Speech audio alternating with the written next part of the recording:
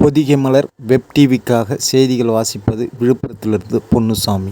75வது அரசமைப்பு சட்ட தினமான இன்று டெல்லியில் உள்ள நாடாளுமன்ற வளாகத்தில் அம்பேத்கர் சிலையின் முன்பு விழுப்புரம் நாடாளுமன்ற உறுப்பினர் ரவிக்குமார் எம்பி அரசமைப்பு சட்ட முகவுரையை படித்தபோது, இந்திய மக்களாகிய யாம் இறையாண்மையுள்ள, சமதர்மமுள்ள, மதச்சார்பற்ற, ஜனநாயக குடியரசை கொண்ட இந்தியாவை கட்டமைத்திடவும், அதன் குடிமக்கள் யாவருக்கும் சமூக, பொருளாதார, அரசியல், நீதி, சிந்தனை, வெளிப்பாடு, பற்றுறுதி, நம்பிக்கை, வழிபாடு ஆகியவற்றில் சுதந்திரம், தகுதிப்படுத்துதல், வாய்ப்பளித்தல், அவற்றை குடிமக்களிடையே மேம்படுத்துதல் ஆகியவற்றுக்கான சமத்துவம், தனிநபரின் மாண்பு, தேசத்தின் ஒற்றுமை, ஒருமைப்பாடு ஆகியவற்றுக்கு உறுதியளிக்கும் சகோதரத்துவம் யாவற்றையும் பாதுகாத்திடவும்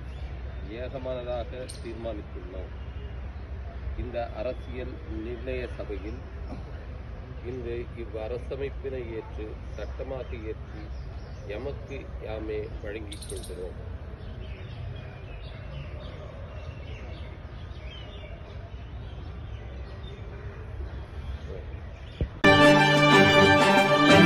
உடனுக்குடன் செய்திகளை தெரிந்து கொள்ள பொதிகை மலர் வெப் டிவியை தொடர்ந்து பாருங்கள். நன்றி, வணக்கம்.